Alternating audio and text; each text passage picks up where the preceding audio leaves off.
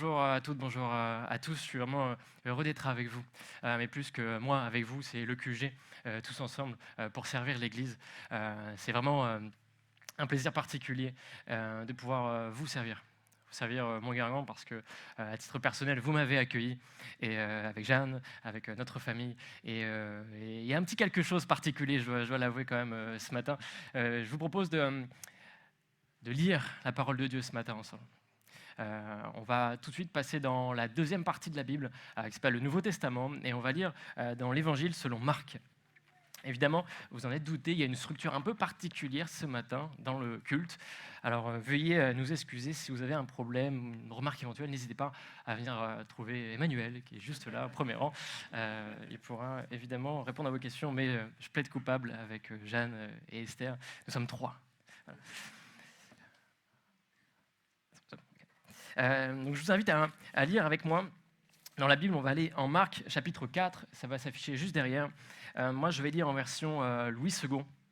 Pour vous mettre un petit peu dans le contexte, on est avec Jésus à ce moment-là. On a Jésus qui est au bord d'un lac qui s'appelle le lac de Galilée. Il parle à une foule. La foule est tellement importante que Jésus va prendre du recul, comme je fais maintenant, pour être vu. Et il va aller dans une barque de façon à ce que la foule puisse le voir, afin que la foule puisse l'entendre. Et Jésus nous dit cela donc en Marc chapitre 4 au verset 3. Écoutez la foule. Un semeur sortit pour semer. Comme il semait, une partie de la semence tomba le long du chemin. Les oiseaux vinrent et la mangèrent. Une autre partie tomba dans un sol pierreux où elle n'avait pas beaucoup de terre. Elle leva aussitôt parce qu'elle ne trouva pas un terrain profond. Mais quand le soleil parut, elle fut brûlée et sécha faute de racines. Une autre partie tomba parmi les ronces. Les ronces poussèrent et l'étouffèrent, et elle ne donna pas de fruits. Une autre partie tomba dans la bonne terre. Elle donna du fruit qui montait et se développait avec un rapport de 30, 60 ou 100 pour un. Amen. Je vous propose de nous arrêter là pour le moment. Nous sommes donc avec un passage que vous connaissez probablement tout simplement. Mais tellement que je suis convaincu que vous le connaissez, je me permets de le retraiter ce matin. Parce que c'est une mine d'or pour quiconque. Et avant d'aller dans le vif du sujet, je vous propose de reprendre quelques vérités à la lecture de ce passage-là. La première vérité que j'ai pour nous ce matin, c'est que Dieu sème sa parole en chacun. Dieu sème sa parole en chacun. L'image que Dieu donne avec ce semeur, c'est Dieu. La semence, c'est la parole de Dieu. On aura l'occasion d'en reparler tout à l'heure. Et donc, Dieu sème en chacun, même ceux qui, plus tard, refusons la parole de Dieu. Mais le principe, pour Dieu, c'est de semer en chacun, de donner à quiconque. Dieu voit l'utilité de déverser son amour, de déverser sa grâce en chacun d'entre nous. Il ne fait aucune exception. Première vérité, Dieu sème sa parole en chacun de nous. La deuxième vérité, la semence n'est pas que celle de la repentance. Et je sais qu'à ce moment-là, je ne vais probablement pas me faire que des amis, mais je vous partage ce que je reçois avec cette parabole. La semence, ce passage, la parabole du semeur, est souvent utilisée dans le cadre d'une évangélisation, dans le cadre où on partage la foi, on l'explique, on la présente. Ma conviction, c'est que Dieu ne vous parle pas uniquement quand on parle de repentance. Ma conviction, c'est que Dieu vous a effectivement probablement parlé pour votre conversion, pour votre repentance. Tout à l'heure, on parlait de Willem ou même de Josh qui ont fait une rencontre avec Dieu. Et Dieu leur a parlé, Dieu leur a fait comprendre qu'il y avait des blocages dans leur vie pour précisément aller encore plus loin avec lui. Donc Dieu parle, effectivement. La parole de Dieu parle avec cette repentance. C'est une étape fondatrice pour la vie du croyant. Je ne cherche absolument pas à la minimiser. Elle est essentielle, cette phase où Dieu vient à nous, cette phase où nous considérons, nous rendons compte que nous sommes pécheurs, qu'il y a une quantité de choses dans notre vie qui ne va pas, qui nous bloquent. Et la croix nous rappelle, avec la mort de Jésus, qu'il y a une réponse à ça, qu'aujourd'hui nous pouvons obtenir le pardon de nos fautes, on peut obtenir la guérison de nos maladies, on peut obtenir la délivrance. On parlait ce matin d'anxiété, de peur, de difficultés. Dieu est ce Dieu-là. Et c'était permis uniquement parce que Jésus est venu. Et aujourd'hui, Jésus intercède pour nous auprès du Père. Et la semence, c'est celle-ci, c'est la semence de la repentance. Mais Dieu me parle au quotidien, Dieu me parle semaine après semaine. Et c'est pareil pour vous, j'imagine. Dieu vous parle sur votre caractère. Dieu vous parle sur votre relation avec votre conjoint, avec vos enfants. Dieu vous parle sur vos relations professionnelles. Et en ça, c'est la deuxième vérité, la semence n'est pas que celle de la repentance. La troisième vérité, la semence implique du temps. Je sème, j'entretiens, je fructifie. La quatrième vérité est la suivante, la parabole nous appelle à l'action, à la persévérance et à la production. À l'action, à la persévérance et à la production. Production pour le fruit qui doit sortir de ça. La cinquième vérité, la parole semée et entretenue produira du fruit. Je le répète, la parole semée et entretenue produira du fruit. La parole doit être semée, mais entretenue, il faut l'alimenter, il faut l'encourager, cette parole. Elle ne va pas produire du fruit à partir de rien, ex nihilo, il faut l'alimenter. Vous savez quoi, je vais révéler un petit secret. J'ai un abonnement dans une salle de sport. Voilà. Enfin, plutôt le dire autrement. Après délibération en copil, en cotec, en CA, en AG de notre foyer familial, il a été décidé de flécher une partie des recettes familiales à une salle de sport. Donc j'ai un abonnement à une salle de sport, voilà, vous savez tout. Et c'est probablement votre cas, peut-être même vous faites autre chose qu'une salle de sport, vous allez au foot, j'en sais rien, du badminton, tout ce que vous voulez. Et vous savez comme moi que juste avoir cette adhésion, cet abonnement ne suffira probablement pas à faire fondre tout le gras et tout l'amour qui nous enrobe. Mon abonnement ne suffit pas. C'est une bonne chose. C'est une bonne chose d'avoir un abonnement, c'est une bonne chose d'avoir cette adhésion. Mais il faut que j'aille à la salle de sport. Il faut que nous allions pratiquer pour effectivement atteindre nos objectifs respectifs.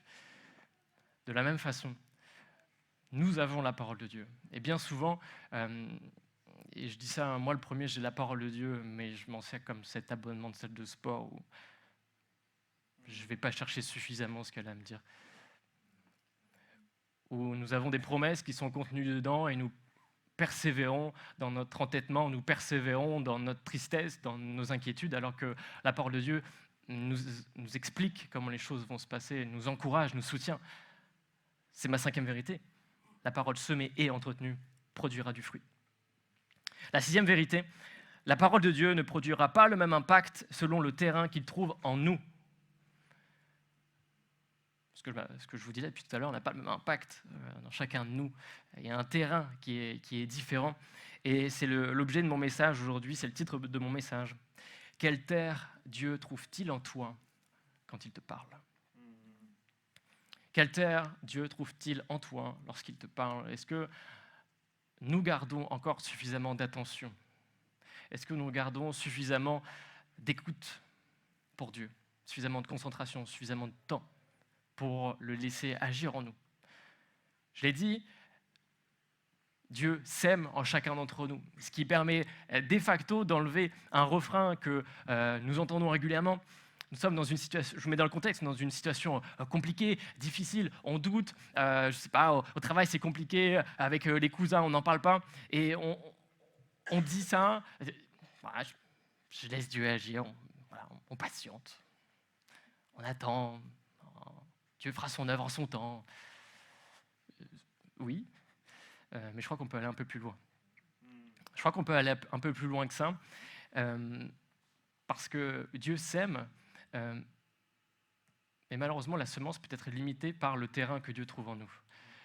Probablement que le problème, ce n'est pas Dieu qui ne répond pas, Dieu parle, mais nous ne voulons pas entendre ce que Dieu a à nous dire. Et je vous propose de venir avec moi donc étudier ces 4 terrains que nous venons de lire, ces 4 terrains en 4 parties. Je vous propose de commencer donc avec ce terrain 1, le long du chemin. Le long du chemin, on a la semence qui est déversée. Déversée le long du chemin, et il ne se passe rien. Il ne se passe rien, il n'y a pas de fruits, il n'y a pas de pousses, il n'y a pas d'épines, il n'y a pas de ronces, il n'y a rien. C'est-à-dire que la semence est posée et directement, la Bible nous dit que les oiseaux vont venir et manger cette semence. Est-ce que ça vous fait penser à des circonstances de nos vies où Dieu parle et on ne cherche pas du tout à comprendre ce que Dieu a à nous dire? Parfois, nous recherchons une parole de Dieu, nous l'attendons et Dieu la donne. Dieu la donne à travers une discussion avec un frère, une sœur. Dieu la donne dans sa parole. Dieu la donne à travers un message, à travers un chant de louange. Et pour autant, on laisse les choses aller. On ne cherche pas à aller un peu plus loin que ça dans la parole de Dieu. Et que se passe-t-il? Les oiseaux viennent. Et un peu plus tard dans le passage, Jésus va interpréter ça parce qu'il est face à des gens qui ne comprennent visiblement pas ce qu'il est en train de dire. Il en dit, mais les oiseaux, c'est le diable. C'est l'ennemi de notre âme qui vient, qui prend tout parce que vous ne traitez pas ce que je vous dis. Vous ne laissez pas le fruit venir et donc le diable, oui, s'en charge parce que vous n'êtes pas suffisamment vigilant. Et le premier terrain, c'est le long du chemin. Et la question que je vous pose, c'est est-ce que parfois notre cœur n'est pas ce chemin? Peut-être que ce chemin-là, ce n'est pas toute votre vie, c'est peut-être juste le chemin relationnel, juste le chemin professionnel, je ne sais pas. Je ne suis personne pour juger. Mais est-ce que dans notre vie, on n'a pas ce chemin-là? Ce que je remarque, c'est que ce que je remarque avant toute chose, c'est que Dieu est amour. Dieu sait pertinemment qui va le rejeter. Dieu sait qui ne va pas du tout entretenir ce qu'il va lui donner, mais pour autant, Dieu est tellement bon qu'il vous donne. Et ce matin, Dieu vous donne, Dieu vous donne, Dieu vous donne, Dieu vous donne ce matin. Il veut que vous receviez sa grâce, il veut que vous receviez sa parole. Dieu est ce Dieu d'espérance, Dieu est ce Dieu de soutien. Et que faites-vous de cette parole? Le long du chemin, si je peux le résumer ainsi, Dieu s'aime, mais certains ne font rien pour garder la parole en eux. Le deuxième terrain, c'est ce sol pierreux. Sol pierreux, donc on repart de la même chose, on a une semence. Et quand on prend le texte littéralement, il y a une seule semence. Je ne peux pas ce matin vous le montrer, sinon j'aurais l'équipe de ménage sur le dos. Mais j'aurais pu jeter toute une semence ici avec différentes strates pour démontrer qu'il y avait la première étape de la semence, c'est ici, c'est le long du chemin. Et ensuite, il y a une zone un peu plus productive avec le sol pierreux et puis les deux autres terrains que l'on va voir tout à l'heure. Le sol pierreux, Jésus nous dit que c'est le terrain sur lequel il y a une poussée rapide. Ça pousse vite, ça pousse fort et il y a peu de terre. C'est comme positif. Malheureusement, quand le soleil arrive sur ces jeunes pousses, eh bien, il brûle les jeunes plants jusqu'à un dessèchement. Pourquoi ? Parce que les racines sont insuffisantes. Mon point ce matin, ce n'est pas d'aborder les racines. Je sais qu'il y a des spécialistes dans la salle des racines, mais ce n'est pas mon point ce matin. Jésus explique ça. Ça pourrait être clair, mais il va quand même un peu plus loin. Le sol pierreux, c'est lorsque la parole est reçue avec joie. J'imagine que la majorité d'entre nous avons reçu la parole avec joie à un moment dans notre vie. Si ce n'est pas le cas, c'est peut-être ce matin, peu importe. Mais en tout cas, cette parole est reçue avec joie. Mais faute d'enracinement, certains renoncent à la foi pour deux choses. La détresse et la persécution. Ce que je dis là, c'est finalement l'étape de conversion est faite, l'étape des expériences avec Dieu est acquise, l'étape même des bonnes résolutions d'un chemin quotidien avec Dieu porte du fruit. Pour autant, il y a des moments dans notre vie où la semence ne va pas jusqu'au bout. C'est-à-dire que Dieu veut aller plus loin avec nous, mais il est bloqué. Je vous l'ai dit, Dieu sème, Dieu œuvre, mais la semence prend du temps et la semence implique de l'action, de la persévérance et de la production. La vie nous brûle de la même façon que le soleil brûle ses jeunes plants. La vie nous brûle et nous ne nous en rendons pas toujours compte. Il y a peut-être ce manque de discipline spirituelle, mais pas que. On est en église aujourd'hui. On parle du QG. Le QG, ce n'est pas l'église de demain. La preuve en est aujourd'hui, c'est l'Église d'aujourd'hui. On est ici ensemble, on parle ensemble de manière intergénérationnelle et c'est bon de le faire. Maintenant, j'ai une question pour nous ce matin. Quel rôle jouons-nous en Église pour accompagner ceux qui poussent rapidement?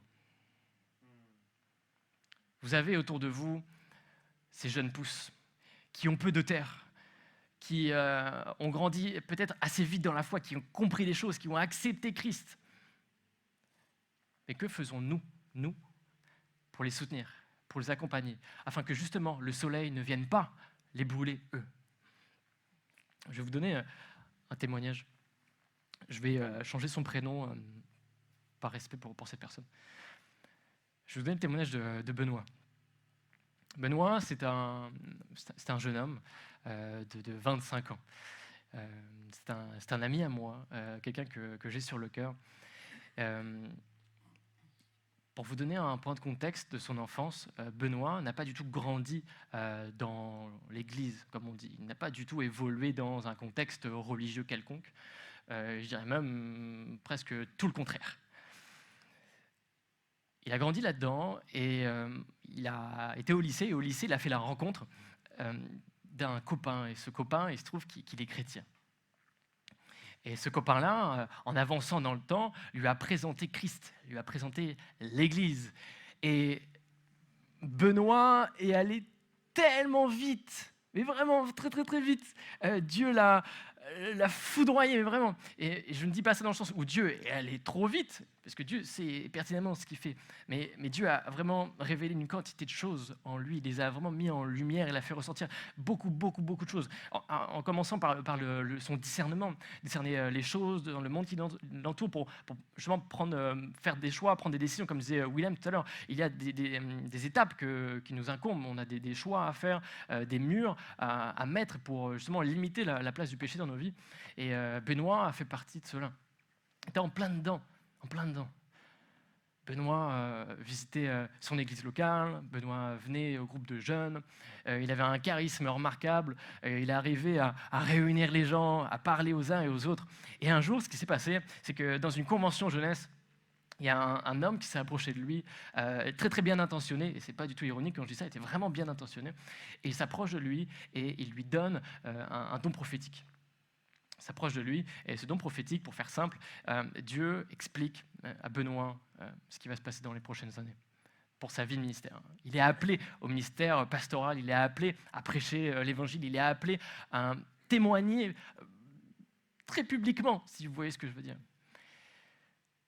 Benoît était tout jeune dans la foi. Et Benoît, dans ce process-là, il a décidé d'aller voir ses autorités spirituelles. Je crois que c'est une bonne chose de faire ça. Malheureusement, ces autorités spirituelles n'ont pas tout à fait compris ce qu'il vivait. Ils n'ont pas été suffisamment à l'écoute de ce qui s'est passé. Et aujourd'hui, Benoît est loin de Dieu. Moi, ça me marque tout simplement parce que il était avec nous, il était en église et on n'a pas réussi à détecter ça. Aujourd'hui, vous avez des jeunes qui sont là. Vous ne savez pas toujours ce qu'ils vivent et libre à eux de vous le partager. Vous avez des collègues de travail qui sont ces jeunes pousses aussi, qui ont entendu parler de vous une fois, peut-être 2 fois. Vous avez un cousin, vous avez peut-être un mari, une sœur, un frère. Et c'est la question que je nous pose ce matin. Que faisons-nous pour nos jeunes pousses? Le jeune pousse peut être brûlé par l'effet du soleil parce que les racines sont insuffisantes. C'est-à-dire que certains vont renoncer à la foi en cas de détresse et de persécution. Si je pousse à l'extrême, ça veut dire que ton anxiété poussée à l'extrême, elle aussi, ou ton manque de résistance face aux critiques sur ta foi, limite la semence de Dieu dans ta vie. Je vais le redire. Ton anxiété poussée à l'extrême, ta détresse, lorsque tu es dépourvu de solution, lorsque tu ne sais plus où aller, lorsque tu ne sais plus quoi faire, lorsque tu n'arrives pas à gérer la critique de celles et ceux qui critiquent ta foi, la semence peut être limitée. J'entends beaucoup de témoignages de chrétiens qui sont abattus. Et je ne veux absolument pas juger des raisons de cet abattement. Des chrétiens sont abattus parce qu'il y a eu des maladresses dans les églises, il y a une vie de famille difficile, il y a un contexte professionnel tendu. Et j'entends ça et je suis triste. Je suis triste parce que, là encore, souvent, le refrain qui est avancé, c'est « Mais j'attends que Dieu me parle, j'attends que Dieu m'explique, j'attends que Dieu m'oriente, j'attends que Dieu fasse quelque chose. » Et je crois que Dieu est fidèle et que Dieu va faire quelque chose, assurément. Mais en attendant, je crois aussi que nous avons une première étape à faire. Et cette étape, et j'en parlais notamment avec les jeunes, c'est cette question: quelle place laissons-nous aux promesses de Dieu en cas de détresse? Bien souvent, nous sommes en état de détresse, d'anxiété, où nous ne contrôlons plus grand-chose en réalité, mais nous pensons tout contrôler pour autant. On est dépassé. Et Dieu m'a repris en me disant: mais est-ce que tu te rends compte dans l'état dans lequel tu es parce que tu ne te rappelles pas de mes promesses? C'est-à-dire qu'il y a une mine d'or à côté de toi et tu ne l'ouvres pas. Imaginez-vous ce trésor, vous avez un coffre, vous ne savez pas ce qu'il y a dedans et vous demandez: ah là là là là, si seulement j'avais de l'argent. Ben, t'es là. C'est là, tout est là. Et alors que je pense à ça, Dieu me met en tête Éphésiens 1, verset 7, je vous le lis. Ce texte nous rappelle justement cette promesse. En lui, Jésus, par son sang, nous sommes rachetés, pardonnés de nos fautes, conformément à la richesse de sa grâce. Dieu nous l'a accordé avec abondance, en toute sagesse et intelligence.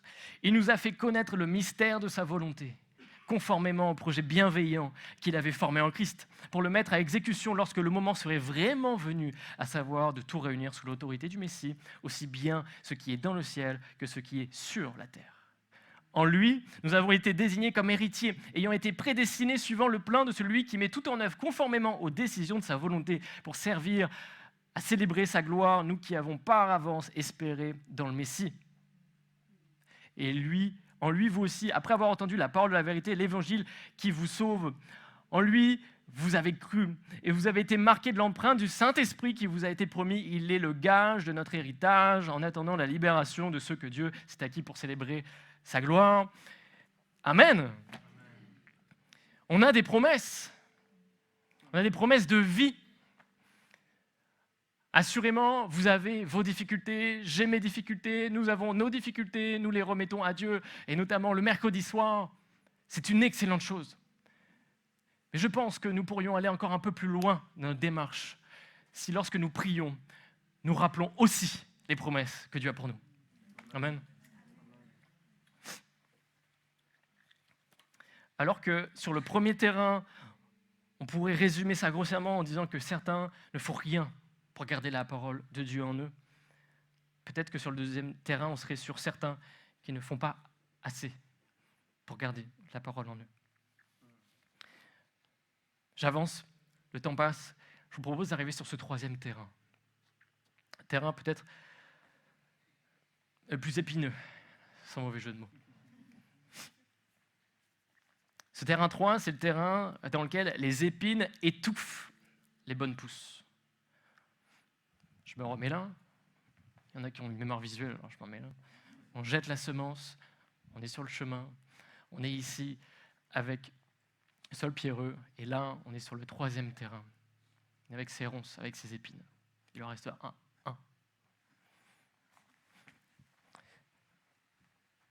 Je fais comme s'il y avait un micro ici, alors que je l'ai avec moi.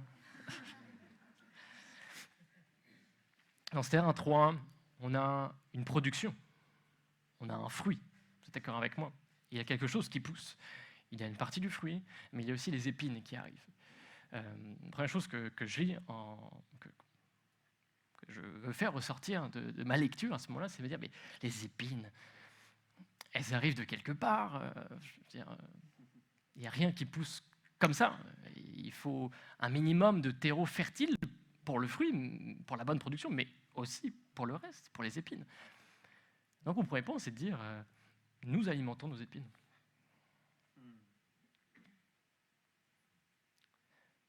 Les épines de notre vie sont alimentées par ce qu'on souhaite faire. Je ne dis pas que c'est volontaire, je ne dis pas que c'est recherché. Mais en tout cas, on les alimente. Amen. Elles n'arrivent pas de nulle part. Jésus transpose, explique, parce qu'il est face à des disciples qui, a priori, ne comprennent pas ce qu'il est en train de dire. Alors il leur rappelle, la parole est entendue sur ce terrain-là. Elle est entendue, elle est reçue. Mais il y a 3 choses qui viennent et qui étouffent la parole. Première chose, les préoccupations du monde. La deuxième chose, l'attrait trompeur des richesses. Troisième chose, les désirs de toutes sortes. D'abord, les préoccupations du monde.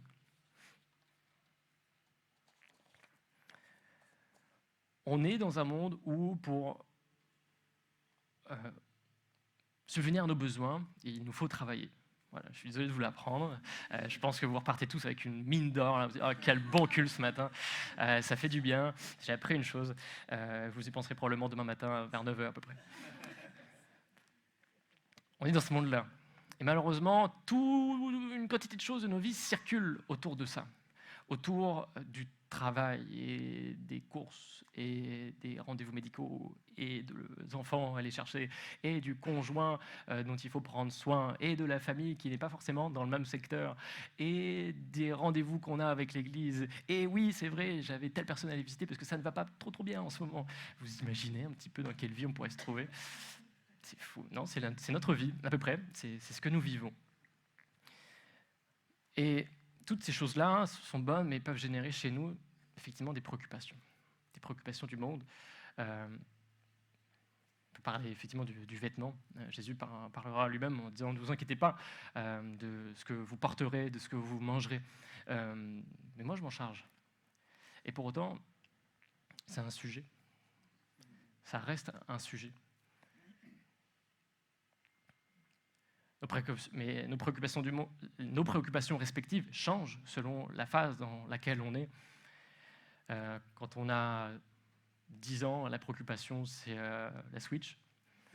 Quand on a 15 ans, c'est peut-être savoir si je vais pouvoir déposer un bon relevé de notes à mes parents. Quand on en a 25, on commence à dire « j'espère que ça va passer entre le drive et puis la réunion de prière, on s'arrange comme on peut ». Les préoccupations changent. Pour autant, nos préoccupations demeurent. Et la parole demeure, elle aussi. Amen. Et nos préoccupations viennent apporter une bonne dose de détresse en nous. Et je renvoie directement à ce que nous disions à l'instant.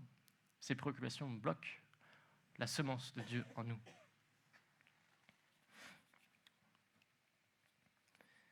La deuxième chose, c'est l'attrait trompeur des richesses.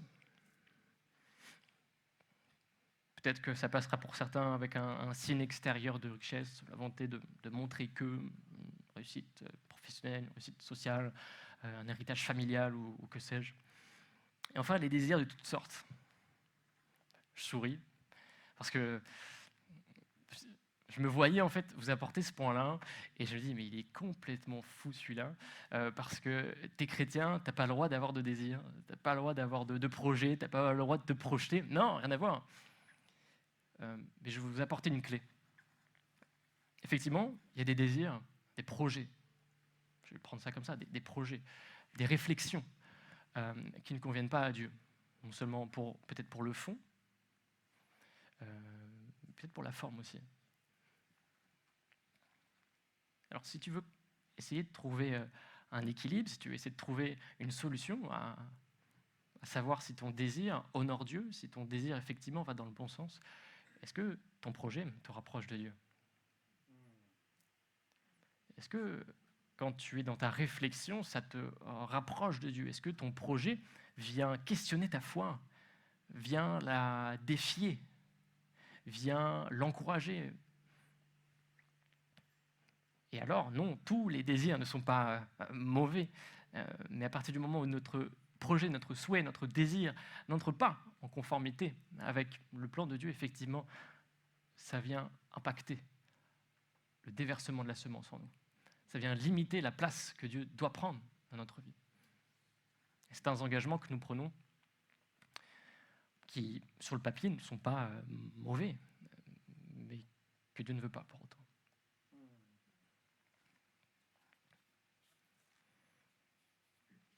Terrain épineux, c'est le terrain sur lequel notre égoïsme ressort.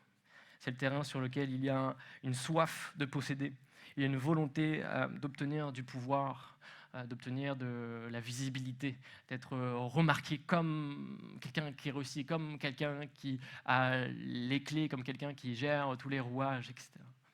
C'est le terrain épineux. Alors que sur le terrain 1, on était avec une parole qui est envoyée, mais pour qui certains ne font rien, pour que la parole puisse prendre le temps de circuler, de faire son travail. Dans le deuxième terrain, sur le pireux, on a certains qui ne font pas assez pour garder la parole en eux. Le terrain 3, c'est finalement la chose suivante. Certains sont dépassés pour garder la parole en eux. Mais la parole de Dieu est tellement bonne, Dieu est tellement bon envers nous, tellement fidèle, tellement plein d'amour, qu'il ne s'arrête pas là. Il ne s'arrête pas là et Jésus poursuit en disant voilà les 3 terrains, lorsque je sème, lorsque je vous parle, lorsque je prêche, lorsque je vous partage ma parole, il y a donc ces 3 terrains. Il y a des gens qui ne vont pas recevoir, qui vont laisser les choses aller. C'est une prédication, mais c'est bien plus large que ça. C'est ton projet de vie, tu sais que Dieu ne le souhaite pas pour toi, mais tu y vas quand même. La semence s'arrête alors. Le deuxième terrain, c'est ce terrain, le sol pierreux, dans lequel on a nos doutes, nos inquiétudes qui prennent le pas sur le reste. On a nos épines que nous portons et involontairement que nous alimentons nous-mêmes. Mais la beauté de l'Évangile, c'est qu'il y a un 4e terrain. Ce 4e terrain, c'est la bonne terre. Et Jésus nous en parle en dernier, il nous parle de cette bonne terre qui existe lorsqu'il parle, lorsqu'il annonce la parole, lorsqu'il annonce l'Évangile. Il y a une terre sur laquelle il y a le développement, sur laquelle il y a la production, sur laquelle il y a un fruit pour chacun. Cette parole, alors que les musiciens s'approchent, elle est reçue. Cette parole, elle est reçue. Elle est même hyper accueillie. Elle prend toute sa place. La parole porte du fruit. Et l'avez-vous remarqué? C'est le seul sol qui porte du fruit. C'est le seul sol qui est capable de faire ressortir quelque chose de bon. Parce que les épines n'ont pas leur place. Parce que les cailloux, les roches ont été traités. Et tout ça a permis la venue, la croissance de ces jeunes plants. Je crois qu'il est bon de se rappeler ce matin que Dieu veut que nous portions du fruit. Dieu veut que nous portions du fruit. Dieu veut que nous soyons ce manager bienveillant. Dieu veut que nous soyons cet agent respectueux des horaires de travail. Dieu veut que nous soyons ce salarié respectueux de l'autorité. Dieu veut que nous soyons ce père, cette mère qui est attentive, qui prend du temps pour ses enfants, qui aime sa famille, etc., etc. Dieu veut que nous portions du fruit, mais aussi dans notre caractère. Dieu veut que nous soyons exemplaires, que nous recherchions aussi le fruit de l'esprit. Dieu veut que nous portions du fruit. Je vous l'ai dit tout à l'heure en introduction, la semence parfaite prend du temps. La semence parfaite prend du temps et ce que je dis là va absolument à rebours de notre contexte social selon lequel il faut aller vite. Il faut se presser, on est à une heure où les médias passent d'une information à une autre en 1 heure, puis une autre, le lendemain on ne sait plus de quoi, on a parlé la veille, il faut que ça aille vite. La parole de Dieu prend du temps. La semence prend du temps pour accomplir son travail parfait. Enfin, Dieu sème pour qu'un fruit sorte de toi. C'est mon meilleur moment. Dieu veut qu'un fruit sorte de toi. Peut-être que tu as commencé à produire du fruit. continue. Peut-être que ce matin, tu découvres seulement que Dieu veut que tu portes du fruit. Eh bien, banco, fonce. Dieu veut que tu portes du fruit. Il veut que tu sois exemplaire dans tes études. Il veut que tu sois exemplaire dans tes stages. Il veut que tu sois exemplaire au bureau. Il veut que tu sois exemplaire avec tes exploitants. Il veut que tu sois exemplaire avec ta famille, avec ton église, tes voisins, tout ça. Vous l'imaginez bien. Mais mon point, c'est pour celles et ceux qui ont produit du fruit. Vous savez que Dieu attend de vous que vous portiez du fruit. Vous l'avez même déjà fait. Dieu s'est manifesté à travers vous. Et par les préoccupations du monde, par l'attrait trompeur des richesses, par toutes sortes de choses que le quotidien véhicule, vous avez arrêté de porter du fruit. Et je vais vous livrer quelque chose. J'ai voulu arrêter de porter du fruit. J'ai voulu arrêter de porter du fruit parce que, sous l'effet de la critique, du jugement, c'est assez facile en réalité de vouloir dire « j'arrête, je renonce, je refuse de poursuivre ». Mais au plus je disais à Dieu, je veux arrêter, je ne porterai pas de fruits parce que c'est trop compliqué, tu pourrais même pas comprendre. Et évidemment, on n'en parle pas de ça. Mais j'ai voulu arrêter de porter du fruit parce que les choses sont lourdes, parce qu'on a une réputation à tenir, parce qu'on a une attitude à avoir. Mais ce matin, Dieu veut vous rappeler qu'il a un fruit pour vous. Il a un fruit rare, singulier, unique pour vous. On vient de lire la parabole du semeur qui nous dit qu'il y a un fruit selon chacun. C'est 30, c'est 100. Votre fruit ne sera pas le fruit d'un autre. Mon fruit ne sera pas celui de Stéphanie. Mon fruit ne sera pas celui de Hans, etc., etc., etc. Et vous savez quoi ? Heureusement. Mais ce matin, je crois être là pour vous dire que vous avez un fruit à produire. Et peu importe l'état de tristesse de votre cœur, peu importe l'état des critiques qui ont été faites à votre encontre, peu importe ce qui vous mine, ce qui vous a miné, Dieu est plus fort que ça. Et aujourd'hui, Dieu vous offre la possibilité de faire le tri en nous, en vous, de façon à retirer les épines, à retirer ces roches qui bloquent la semence. Pour bon nombre, la semence est là. La semence est là. Je vous l'ai dit, s'il y a épines, c'est parce qu'il y a le reste. Et probablement qu'il nous faut aujourd'hui faire un bilan de ce qui est épineux et rocailleux dans notre vie pour que la semence aille plus loin. Je vous quitte en vous disant ces choses. Dieu s'aime en toutes, en tous, mais notre état de cœur limite son action en nous. Dieu veut parler, Dieu parle, Dieu use de patience envers nous, mais malheureusement notre cœur n'est pas toujours disposé à le recevoir. Dieu s'aime, mais notre cœur limite son action. 2. Le monde, nos passions et nos quêtes existentielles bloquent l'action de Dieu en nous. Enfin, Dieu veut nous faire produire un fruit rare et riche, que le fruit coule ce matin. Et je vous quitte avec cette question. Quelle terre Dieu trouve-t-il en toi lorsqu'il te parle ? Dieu trouvera-t-il la bonne terre en toi ce matin ? Un peu plus tard, Jésus va parler à des gens qui ont un cœur dur, un cœur superficiel, préoccupé, en leur disant que celui qui ne reçoit pas l'évangile, qui ne reçoit pas la grâce avec une bonne volonté, alors il devient incapable de la comprendre et d'en recevoir davantage. Voilà aussi pourquoi nous avons peut-être des murs relationnels. Voilà pourquoi on a peut-être des blocages dans nos vies spirituelles. Parce que nous refusons de laisser Dieu agir. Je vous quitte définitivement en vous disant cela. Dieu trouvera-t-il la bonne terre en vous ce matin ?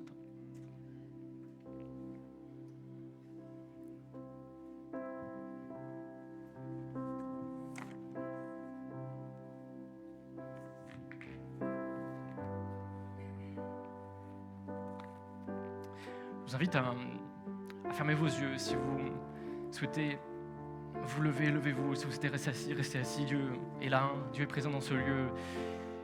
Il est dans nos cœurs. Personne ne regarde à sa gauche ou à sa droite. Nous sommes dans la présence de Dieu. Et je ne peux pas considérer ce que nous venons de lire sans prendre un engagement derrière. Je ne peux pas considérer partager ça et dans 5 minutes on se retrouve dehors et on parle du quotidien.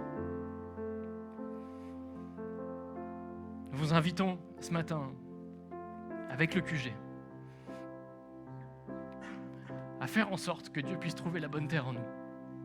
Alors je sais ça coûte, je sais que ça nécessite un abandon total auprès de Dieu. Je sais que ça coûte de devoir dire « Seigneur, j'ai besoin de toi. Seigneur Jésus, tu vois ma vie familiale, tu vois tout ce qui s'est passé, toutes les trahisons que j'ai subies, tous les regards méchants, toutes les critiques que j'ai subies, que j'ai connues. Peut-être que vous avez vos préoccupations de savoir « Mais de quoi sera fait demain? Où est-ce que je vais travailler? De quoi est-ce que je vais être vêtu? Comment ça va se passer avec mon manager? Comment ça va se passer avec mon père ?» Ce matin, Dieu veut vous rappeler de déposer ça à ses pieds. Et que la semence coulera ce matin. À mesure que nous laissons ces choses-là à la croix, et j'ai commencé par ça, la semence, c'est d'abord la repentance et le reste. La semence, c'est cette conviction que Dieu est puissant.